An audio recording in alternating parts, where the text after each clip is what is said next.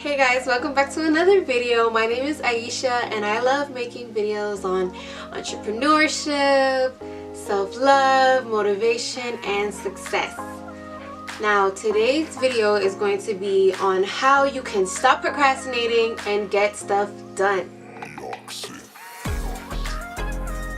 Now, without further ado, I'm just gonna get straight on with the video. Now, I used to be procrastination queen. I used to think, tomorrow I'm gonna do it tomorrow, I'm gonna do it next month, I'm just gonna keep pushing things, and I ended up not doing anything ever. I ended up never completing any tasks. I ended up not starting the projects I wanted to do. So in this video, I have 5 tips so that you can start getting stuff done and stop procrastinating.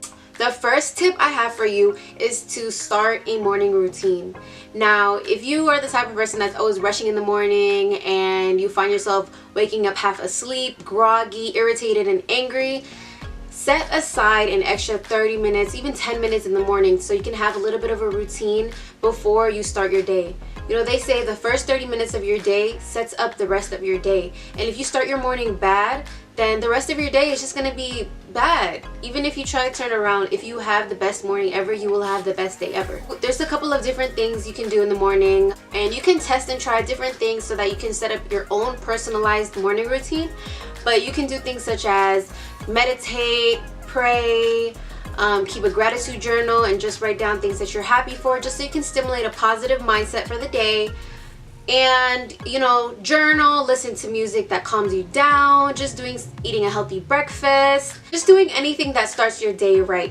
If this means sleeping earlier the night before just so you can get a little bit of that time in the morning, do that, because trust me, it will change your whole entire day. So the second tip I have for you guys is batching. Now think about multitasking. Multitasking is literally the queen of procrastination, and the reason being is every single time you switch from task to task, you have to restart and reprogram your brain to think of the other tasks that you're doing. So if you're in the middle of writing an essay, or if you're in the middle of writing an email and then you switch tasks to go do something else, you take your brain away from what you were already doing to restart it to do something else. And that just it's just a lot of going up and down and being really sporadic with your activities.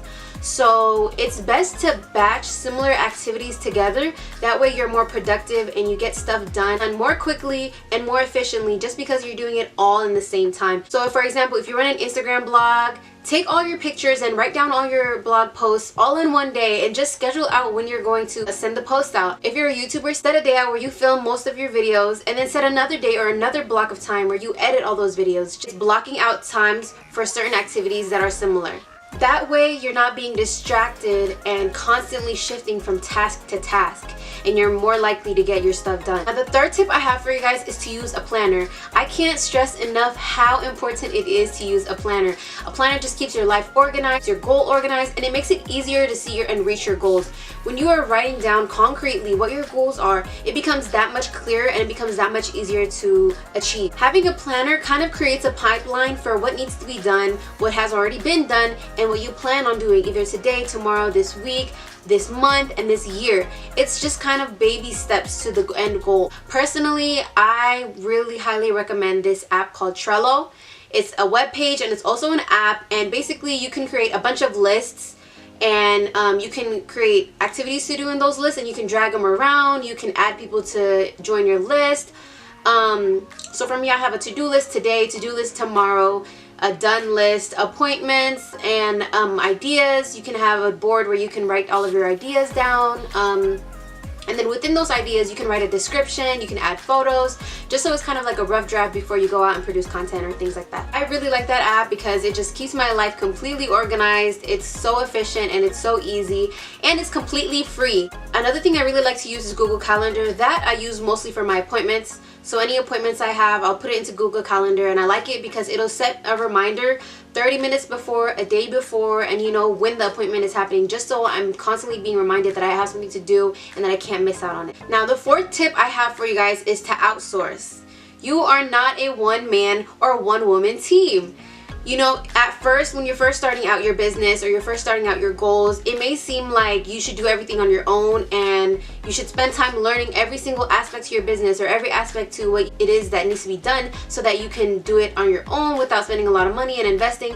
But understand that instead of spending time trying to learn the task that you're not good at, get somebody else to do that for you. Either hire somebody else to do that for you or ask somebody for help with that, and focus on what you're good at. Focus on income producing activities. Focus on what you already have established with your business. Now, it may seem like, you know, you're spending money on hiring somebody to help you and outsourcing work, but understand that outsourcing work can actually help your business and give you a lot of free time so that you can focus on things that can push your business forward or push your goals forward and, you know, bring in more revenue or bring in more results that you want. This could be hiring a photographer to shoot your photos, you know, hiring an editor to edit your videos, hiring a virtual assistant, you know, to help with your business. It can be anything. Outsourcing can help you so much. A typical form of outsourcing that a lot of people do, you know, outside of the business and entrepreneurship world is getting an accountant. You know, a lot of us are not good with numbers, so we hire an accountant to do our taxes and to do our numbers. Now, that is a form of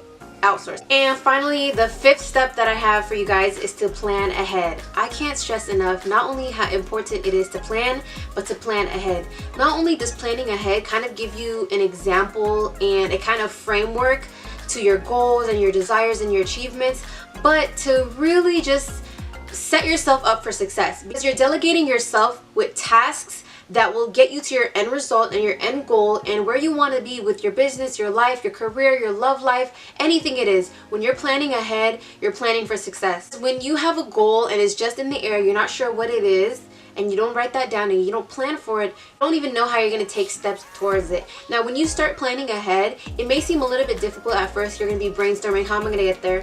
But as time goes by and you allow yourself to learn and you allow yourself to get in the habit of planning and actually executing, the ball will just start rolling and everything will fall into place. If it wasn't you pushing yourself and planning for your own dreams and your achievements, then who else is going to get it for you? It's your own journey. Utilize SMART goals and be realistic about your goals. That way you can hold yourself accountable and you can be really specific about what you have to do, and you're not constantly pushing your goals aside. You're not constantly saying next month or next week or tomorrow. No, this is what you have to do this month. This is what you have to do today. This is what you're gonna do so that you can get this by the end of the year.